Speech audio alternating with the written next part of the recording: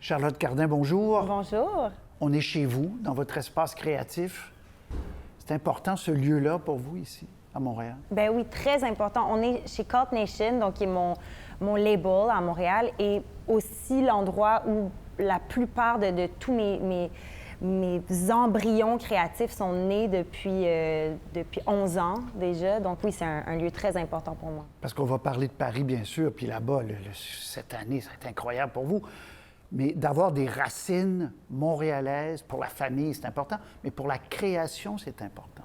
Montréal? Oui. Ben oui, pour moi, Montréal, c'est extrêmement important, et pour la famille, et pour la création, et pour... Il y a vraiment une ambiance à Montréal qui me ground. Et même si maintenant, bon, je passe une grande partie de mon temps à Paris, en tournée un peu partout aussi, il y a vraiment rien qui me ramène autant à moi-même que de passer un peu de temps à Montréal. Et d'ailleurs, en ce moment, la raison pour laquelle je suis à Montréal, c'est pour travailler sur le prochain album. J'aime revenir à Montréal pour me grounder puis trouver mes inspirations justement dans ce lieu qui est familier et qui me ramène à cette zone-là. On va parler de plusieurs étapes, mais vous dites prochain album. Êtes-vous dans l'urgence d'en faire un rapidement ou, au contraire, compte tenu des succès que vous avez en ce moment, ça vous donne plus de temps? Je me sens pas dans l'urgence, non, de faire un prochain album. En fait, ce qui est assez drôle, drôle et génial qui est arrivé dans la dernière année, c'est que, en fait, en janvier dernier, donc il y a presque un an, j'ai terminé ma tournée 99 Nights, donc pour mon deuxième album. Et j'étais censée revenir à Montréal, travailler sur le prochain album. Mais en janvier dernier, j'ai une chanson qui s'appelle Feel Good qui a commencé à jouer de façon massive à la radio en France. Il y a eu un effet boule de neige et elle a été reprise sur TikTok. Ça a donc relancé toute une vague de promos en France pendant un an, ce qui a comme décalé la création de l'album.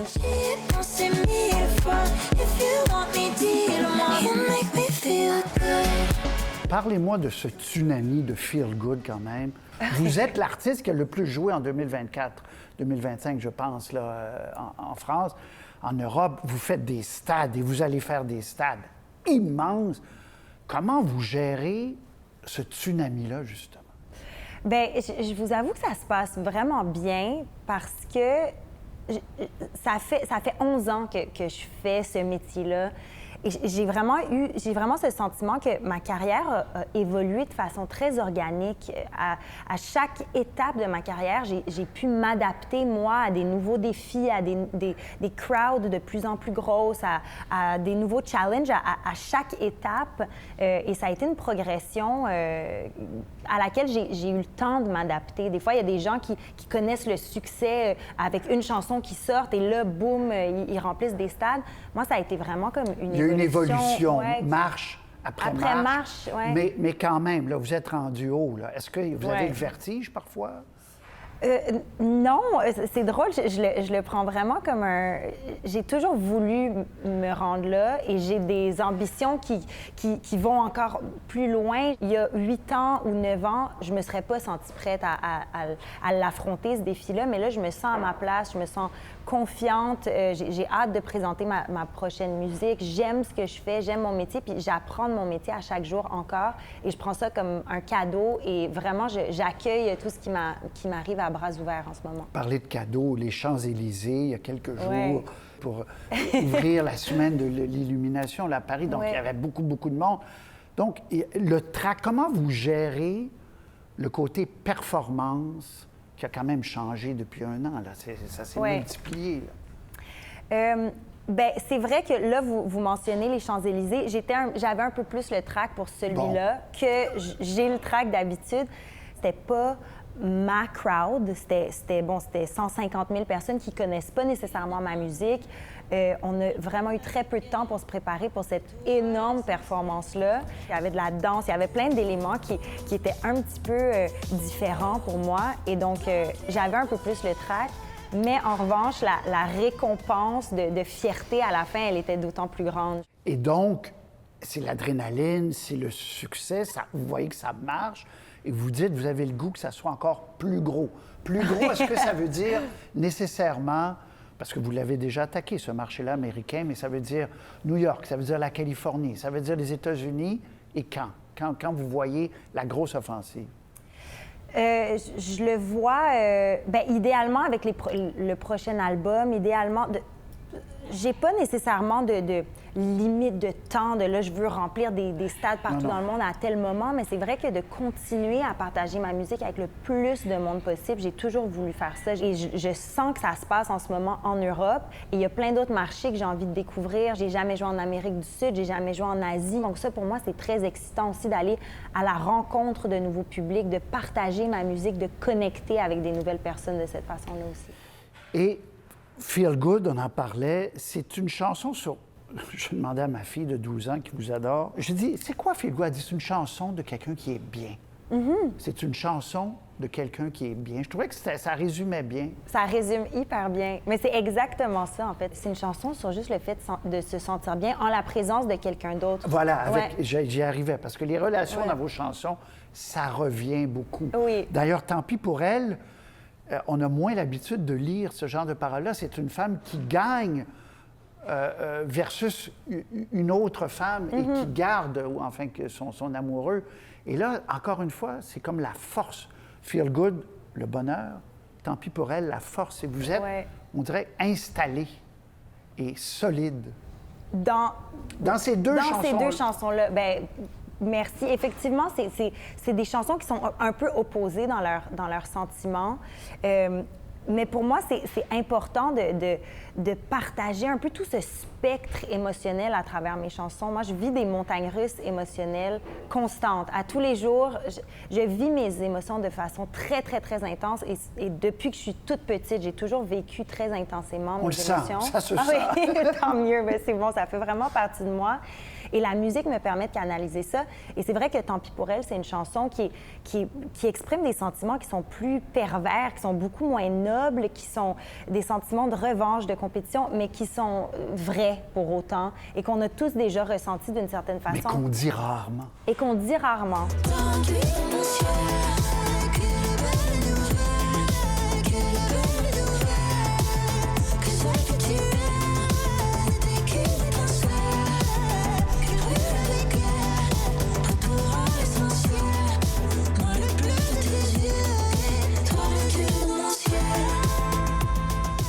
Comment vous décrivez à un extraterrestre qui ne vous connaît pas encore, mettons, votre voix, le soul, le pop, le jazz, le rock? Comment vous décrivez votre voix? C'est une bonne question parce que c'est vrai que c'est un mélange pour moi de plusieurs choses. Oui, vous êtes un mélange de plusieurs choses. Oui, et je pense que ce que j'ai l'habitude de dire quand les gens ne connaissent pas mon projet, c'est que je fais de la musique pop, mais qui est très influencée justement par toutes sortes de musiques que j'ai écoutées dans différentes phases de ma vie. Donc, c'est un peu un heureux mélange de tout ça, mais je me considère comme une chanteuse pop dans son sens large. Tu te faufiles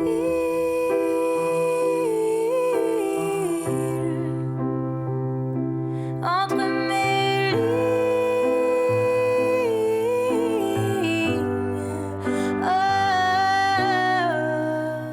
On va reculer 10 ans en arrière. Deux chansons que je trouve très intéressantes, Faufile et Main Girl. I'm the call at 3, but I guess you thought I'd say, hey there baby, come and walk my way. Who's your main girl? Who's your main girl? Who's your main girl? Pourquoi je trouve ça intéressant? Parce que vous chantez et en anglais et en français. Faufile, c'est plus blues, c'est plus Main Girl, pop, mais avec un rythme extraordinaire. C'est ça, votre personnalité. Vous ne voudrez jamais choisir d'abord entre le français et l'anglais, entre le très pop et les côtés plus jazz aussi, plus soul? Effectivement, c'est tellement pour moi des façons d'exprimer des nuances de ma personnalité, des nuances émotionnelles aussi. J'ai la chance de pouvoir m'exprimer dans ces deux langues-là. J'ai la chance d'avoir une voix avec laquelle je peux jouer de différentes façons et j'adore ce terrain de jeu-là. J'adore pouvoir écrire des chansons qui sont plus introspectives, qui sont plus douces, et d'autres chansons dans lesquelles j'ai des envolées vocales qui sont plus puissantes. Ouais, c'est un peu tous les chemins que je peux emprunter pour exprimer plein de choses, et j'ai pas l'intention de choisir. Après, peut-être qu'à un moment donné, je vais choisir de faire un album qui est plus une chose, un album qui en est plus une autre, mais je vais toujours un peu vouloir naviguer à travers ce spectre-là. C'est des choix artistiques, vous dites. C'est pas des choix marketing, mais en même temps, il y a un aspect marketing. Si vous voulez, par exemple, davantage être présente, vous l'êtes déjà, mais davantage dans le marché américain, c'est sûr que c'est mieux en anglais qu'en français, là. Donc, comment se jouent ces calculs-là? Oui. Bien, c'est vrai qu'à la base, c'est plus un instinct créatif, mais effectivement, il y a vraiment tout un aspect marketing là-dedans. Mais en même temps, c'est un peu un équilibre des deux, parce qu'en ce moment, je pense que les gens se rendent compte que dans la pop, en ce moment, les différentes langues sont de plus en plus fluides. On pense à Rosalia qui chante dans plein de langues sur son nouvel album.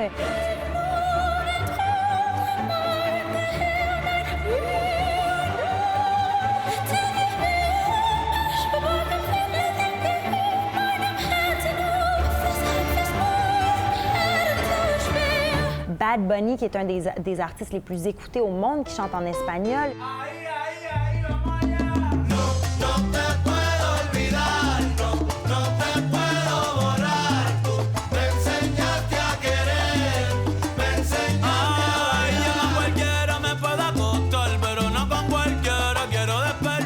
Je pense que quand on pense à tous ces côtés peut-être un peu plus négatifs, bon, des plateformes de streaming, de ci, de ça, n'empêche qu'il y a une façon que la musique maintenant traverse les territoires de façon très fluide qu'on n'avait pas avant, et les langues sont comme de plus en plus acceptées un peu partout. Donc moi, je le sens, ça, que de chanter en français, même dans les pays où on ne parle pas français, c'est quand même un attrait qui est intéressant pour plein de publics différents. Il y a toujours trop de bruit, ou trop de silence, plus il y a de monde ici, plus vide est immense, j'ai plus envie de rester, je veux rentrer, je veux rester, je veux rentrer, mais qui sait,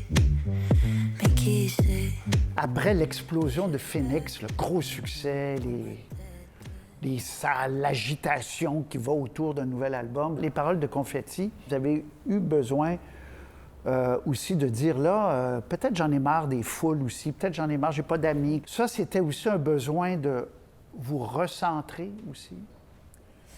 Ben oui, en fait, Confetti, pour moi, c'est une chanson, oui, qui est très proche de mon cœur, parce que c'est vrai que ça parle d'une partie de moi que j'avais pas nécessairement exprimée dans mes chansons précédentes, mais je suis vraiment une personne de nature introvertie. J'aime pas être dans des gros groupes, j'aime pas être dans des situations... Prise, là. Mais pour moi, c'est différent quand je suis sur scène, que c'est dans un moment musical où je partage. Mais cette chanson-là, elle exprime plus mon besoin de me recueillir de façon solitaire. Je suis vraiment une personne qui a besoin de son espace. Quand je suis en tournée, par exemple, justement, ces gros moments d'adrénaline sur scène qui me remplissent énormément et qui me font du bien, j'ai besoin de les contrebalancer avec des journées où je parle à presque personne, vraiment du matin jusqu'au soundcheck, et Confetti parle de ça, justement. Et de vous prémunir aussi. Ce milieu-là, est-ce qu'il peut être malsain aussi? Ben, on le sait, là, qu'il peut être malsain, c'est pas une vraie question, mais on le sait. Est-ce que vous protégez de ça, les parties, le champagne, les machins? Est-ce que c'est pas un danger, ça? Bien, je pense que ça peut être un danger. Après, moi, j'ai vraiment... j'ai tellement des shows live qui sont difficiles pour mon corps. Vocalement, mon show, il est très difficile. La danse, tout ça. Et donc, moi, après mes shows, 15 minutes après mon show, je suis dans mon lit, surtout quand je suis en tournée. J'ai vraiment besoin d'avoir cette rigueur et cette hygiène de vie qui est très, très, très disciplinée en tournée. Mais c'est sûr que ça existe. De garder une vie saine, vous dites. C'est même possible qu'on ait une grande star qui décolle en France. Oui, mais c'est possible, mais c'est une vie, je pense, vraiment plus plate que les gens pourraient imaginer. En tout cas, quand on est en tournée, les moments forts, c'est les moments sur scène, mais c'est des heures d'attente, c'est beaucoup de solitude. On se retrouve dans des villes où on n'a aucun repère. On se sent très isolé quand on est en tournée. Et donc, oui, il y a plein de gens qui se tournent vers des addictions ou vers des trucs parce que c'est vrai qu'on se sent décalé du monde normal quand on est en tournée. On peut vite tomber dans un genre d'engrenage mais pour être capable de toffer une tournée, il faut vraiment rester très rigoureux. Depuis que je suis toute petite, j'ai toujours été maigre, j'ai toujours été faite comme ça. Puis c'est un truc que je trouve tellement arriéré de genre parler tout le temps du corps des femmes. Il y a un truc qui est, je trouve j'en reviens pas qu'on en soit encore là. Puis là, c'est les gens qui sont genre, mais on s'inquiète pour elle. Puis là, il y a genre plein de likes. Charlotte Cardin, vous avez dit dans une entrevue il y a quelques semaines que vous en avez marre que les gens, on présume les gens qui vous rejoignent sur les réseaux sociaux, parlent de votre corps, de votre minceur. Est-ce que vous trouvez que c'est trop facile de commenter le corps d'une femme d'abord? Ah ben oui, c'est trop facile et les gens se permettent de le faire. Qu'on soit mince, qu'on soit parfaitement dans les standards, qu'on soit en surpoids, qu'on soit de n'importe quelle façon, il y a toujours quelqu'un qui aura quelque chose à dire sur le corps des femmes en particulier. Et moi, ça me saoule vraiment, mais c'est vrai que depuis que je suis tellement jeune, je les entends, ces trucs-là de elle est trop maigre, elle est ci, elle est ça. Quand j'étais mannequin, c'était encore pire. Mais il y a aussi ce rapport que les gens ont aux personnalités publiques où ils ont l'impression qu'on leur appartient quelque part parce qu'ils nous permettent aussi de vivre ce succès-là. Ils ont évidemment une part de responsabilité dans ce qui nous arrive. Mais il y a aussi ce rapport-là qui peut être très malsain quand ils se mettent à dire leur n'importe objet. quoi. Comme si il y a vous une deveniez... objectification totale, ouais. Mais ça m'affecte vraiment beaucoup, beaucoup moins qu'avant. Mais c'est vrai que je trouve ça très moche comme caractéristique sociale de voir que tout le monde se permet tout le temps de parler des corps des femmes. Et surtout, quand on regarde les artistes masculins, ils ne vivent pas ça, eux. En tout cas, vraiment à une très, très, très, très, très petite échelle s'ils le vivent. Il faut que ça cesse parce que c'est juste toxique de toutes les façons possibles. Ginette Renault m'avait dit la même chose. On soulignait que Pavarotti, personne ne soulignait qu'il y avait des livres en trop. Oui, mais c'est vrai. C'était les premières pages de magazine. Oui, c'est un excellent exemple de ça, mais ça arrive tout le temps. Là. Moi, c'est inévitable qu'il y ait des commentaires sur mon corps, sur mon apparence. Puis là, ce que vous dites, c'est là, chez moi, je suis correct. Oui, je suis correcte. Puis si je suis pas correct, de toute façon, je vais le vivre en privé. Oui, exact. Puis si je suis pas correcte, crissez-moi patience, pareil, parce que ça va rien changer. Je voudrais partir maintenant, te retrouver, tu me manques tellement. Mais les filles sont belles. Mais les filles sont belles.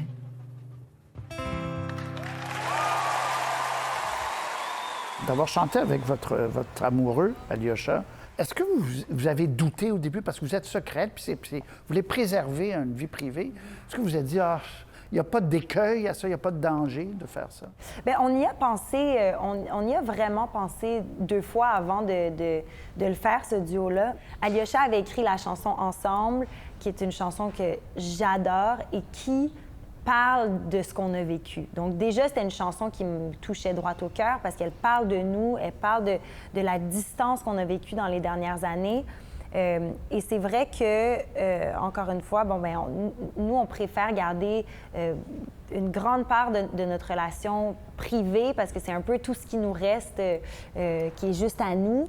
Mais au nom de l'art et de cette belle chanson qui me touche tellement et que mon amoureux a écrit tellement pour les bonnes raisons, je ne pouvais pas refuser ce duo-là. Je suis tellement contente qu'on l'ait fait parce que c'est une chanson qui m'habite et qui est très importante dans ma vie. Donc c'était comme un no-brainer au final de le faire, ce duo-là. Au nom de la beauté, en fait. Au nom de la beauté, oui. Parce que nous le valons bien. L'Oréal, vous êtes maintenant ambassadrice, là, comme oui. Céline Dion l'a été et tout ça. Oui. Ça s'ajoute, c'est une consécration. Comment vous voyez ça? L'Oréal, c'est vraiment une marque à laquelle je m'identifie vraiment aux valeurs de cette marque-là. Et depuis que je suis toute jeune, c'est une marque qui, pour moi, qui a toujours voulu valoriser les femmes uniques qui se distinguent dans leur milieu de tous les âges. Et c'est une marque qui est accessible aussi. C'est une marque, moi, je repense à ma mère portait du L'Oréal, ma grande sœur, ses premiers items de maquillage, c'était du L'Oréal. Ma grand-mère, c'est vraiment, j'ai des références. Donc, pour moi, oui, c'est un honneur de faire partie de cette maison-là et oui, encore une fois, de représenter ces valeurs-là. Et c'est des contrats qui vous donnent une liberté aussi, encore plus de créer comme vous voulez, là. Oui, effectivement. Oui, mais c'est vrai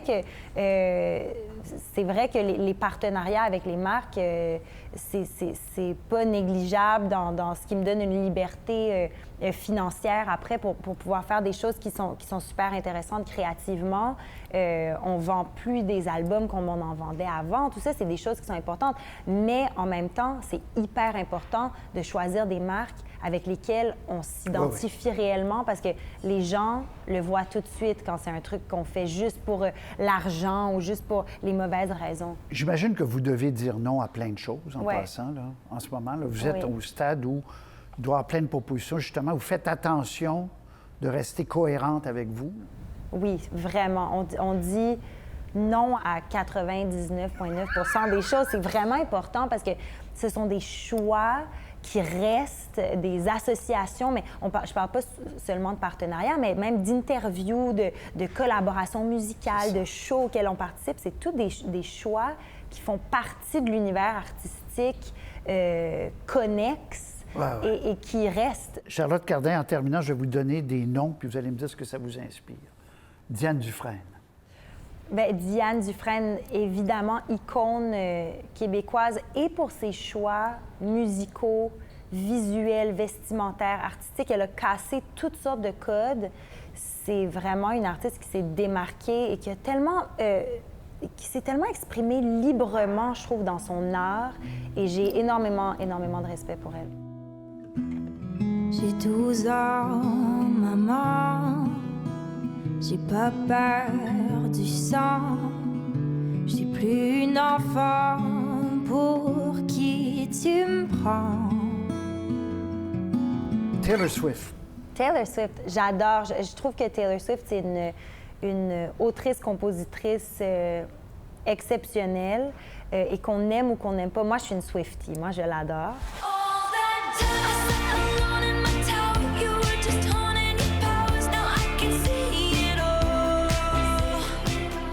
Elle a une façon de raconter des histoires qui sont tellement...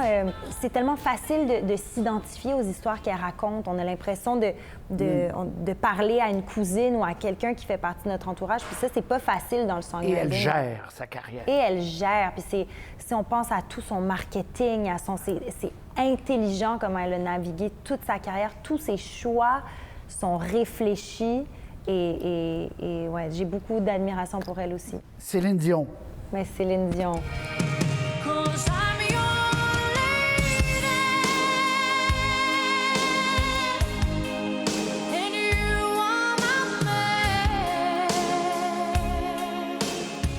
Céline Dion, c'est mon idole. J'ai commencé à chanter en essayant d'imiter sa voix. C'est la première grande voix qui m'a touchée. Mes premiers souvenirs musicaux sont des souvenirs associés à Céline Dion. J'ai un amour et un respect infini pour elle et je trouve qu'elle a sacrifié tellement de choses pour son public, pour son art, pour le entertainment. Et il y a quelque chose de très beau et déchirant à la fois là-dedans, j'ai l'impression. J'irai chercher ton cœur si tu l'emportes ailleurs. Même si dans tes danses, d'autres dansent tes heures. J'irai chercher ton âme, dans le froid, dans les flammes. Je te jetterai des sorts pour que tu m'aimes encore. Pour que tu m'aimes encore. C'est possible d'imaginer un travail, une coopération, un duo? Bien, je l'espère un jour. Vraiment, là, je le mets dans l'univers, mais au-delà de l'univers, si vous la connaissez, dites-lui là, que je l'aime. Vous risquez de la croiser avant moi, mais on va essayer. C'est ça. And the winner for Album of the Year is Charlotte Cardin, Phoenix. Jason Brando. Oh my God. Mais Jason, c'est mon collaborateur principal depuis 12 ans maintenant. On est alignés artistiquement à un autre niveau. Vraiment, je remercie la vie d'avoir mis Jason sur mon chemin. I want to start by thanking my #1 creative partner since day one, my best friend Jason Brando. I love you so much. Il me permet de m'exprimer créativement sans aucune pudeur, sans aucune retenue. J'ai l'impression que c'est vraiment une personne qui, pour moi, ouvre le canal de l'inspiration et il a produit mes albums, il a coécrit la plupart de mes chansons. On est vraiment un duo créatif depuis le début et en plus, c'est un de mes meilleurs amis. Donc, on a vraiment une relation très, très, très importante. C'est le René Angélil moins le couple, moins l'amour. Oui, exactement. C'est le René Angélil platonique de ma vie. Ouais. Merci beaucoup, Charlotte Cardin. Vous êtes vraiment... vous êtes intelligente, ça transparaît. Vous avez des yeux magnifiques qui percent. J'étais très contente de converser avec vous aujourd'hui. C'était vraiment le fun. Bon vent, bonne suite. Merci beaucoup.